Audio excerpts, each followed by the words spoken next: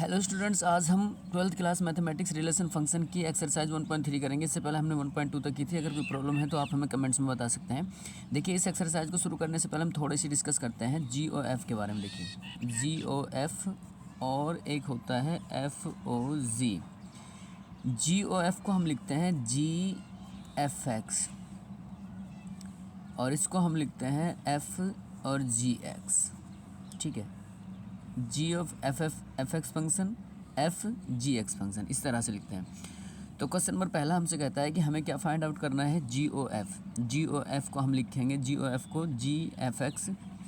अब देखिए, हमारे पास डोमेन की वैल्यू भी दी हुई है और कोडोमेन की वैल्यू भी दी हुई है और हमारे पास एक रिलेशन भी बना रखा है। देखिए, फंक्शन है ये रहा, 1 का 2 के साथ, 3 का 5 के साथ, 4 का 1 के साथ, इस तरह से रिलेशन बनाया हुआ है हमारे पास ये है। और जी का रिलेशन भी हमें दे रखा है इस तरह से कि 1 का 3 के साथ। ये इस क्वेश्चन में हमें निकालना है जी एफ एक्स। हम जी ओ एफ का मतलब है जी एफ एक्स। देखिए, जी एफ एक्स, एफ की वैल्यू हमारे पास एक्स की ये है, वाई ये है, एक्स ये है, वाई ये, इस तरह से। जब हम एक्स में, एफ एक्स में एक्स की वैल्यू 1 रखते हैं तो वाई हमें क्या आता है। देखिए, अगर हमने एफ एक्स में 1 रखा तो वाई हमें 2 आता है। ठीक है, तो 2 कहाँ रखेंगे, यहाँ पे देखिए, हमने 1 रखा तो वाई 2 देगा हमें, तो 2 कहाँ जाएगा, यहाँ पे। F1 की वैल्यू क्या आ गई, 2। तो G2 अब यहाँ से हमें ढूंढना है, G2। ये x की वैल्यू अगर हम G में 2 रखते हैं तो हमें आंसर क्या देगा, 3। तो ये आंसर हो गया हमारा 3। इस तरह से क्वेश्चन करने हैं। और देखिए, क्वेश्चन में जैसे हम आपको एक और क्वेश्चन करके दिखाते हैं थोड़ा सा। जैसे मान लीजिए हमने F यानी कि GO, अब ये क्लियर हो गया हो आपको कि GOF को लिख सकते हैं G इंटू एफ एक्स। ठीक है, जी एफ एक्स में एक्स की वैल्यू हम मान लो 3 लेते हैं, तो एफ एक्स में एक्स की जगह 3 रख देते हैं हम, तो क्या आंसर देता है हमें, वो 5। तो यहाँ आ गया G5। अब G5 देखिए, यहाँ से G में एक्स की वैल्यू हमने 5 रखी तो आंसर क्या मिला हमें, 1। तो ये क्वेश्चन करना है स्टूडेंट इस तरह से।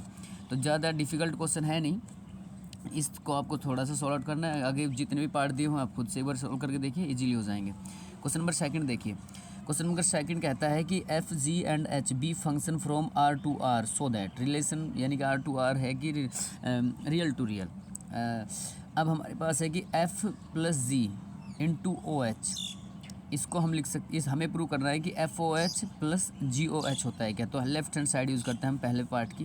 पहला पार्ट हमारे पास ये है, एफ, देखिए एफ प्लस जी ओ एच हमारे पास यहाँ ओ एफ था। देखिए, ओ एफ जो था हमने उसको क्या लिख दिया था, एफ एक्स लिख दिया था।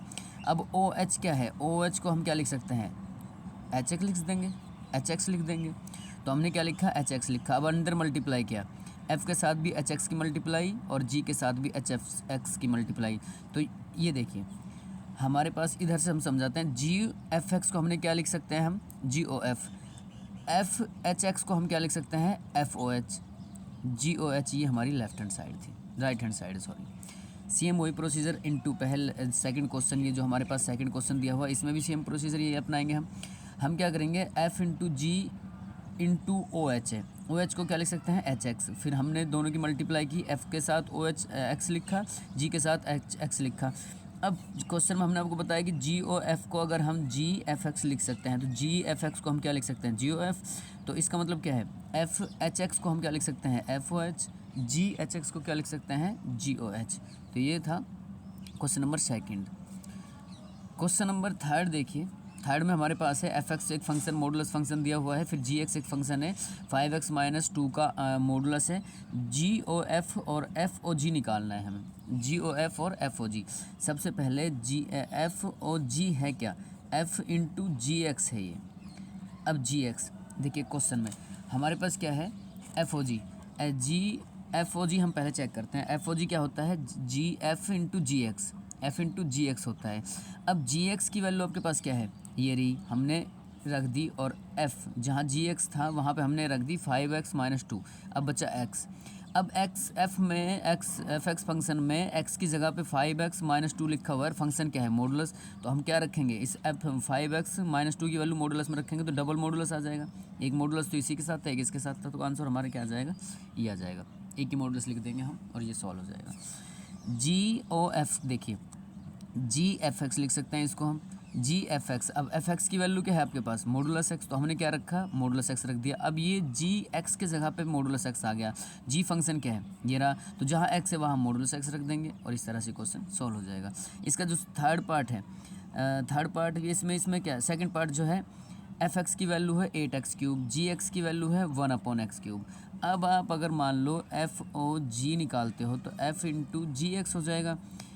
एफ इंटू जी एक्स की वैल्यू क्या है, एक्स की पावर 1/3। अब आपने एफ एक्स के जगह पे क्या रख दिया, 1/3, तो हमारे पास जो 8 है इस x के जगह पे 1/3 और उसकी पावर 3 सॉल्व करने पर 8x आ जाएगा। तो बड़े इजी क्वेश्चन है, अगर आप इन्हें थोड़ा सा समझोगे तो जी ऑफ एक्स एफ एक्स क्या है, एफ ओ एफ क्या है।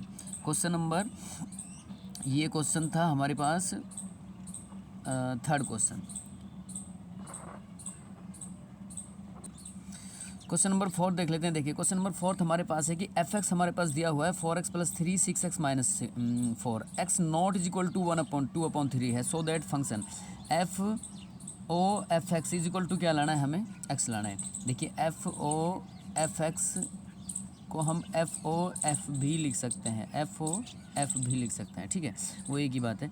4x not is equal to इतना है तो इन्वर्टेबल फंक्शन, इनवर्स भी निकालना है आपको, इसका इन्वर्स बताना है। What is inverse of F, इसका एफ का इन्वर्स क्या होगा ये बताना है आपको। देखिए ध्यान से, हमने एफ ऑफ एक्स, हम इसको क्या लिख सकते हैं, F into F x. F x की वैल्यू हमारे पास दी हुई है, ये रही, देखिए हमने क्या किया, एफ एक्स यहाँ लिख दिया। अब फॉर एग्ज़ाम्पल अब हमारे पास क्या करना है, हमें एफ एक्स की जगह रख दिया। अब एक्स की जगह पे पूरी वैल्यू देखिए क्या है, 4x + 3 6x - 4। एफ, इस एफ को हटाने के लिए हमें ये वैल्यू इस एफ एक्स फंक्शन में रखनी पड़ेगी।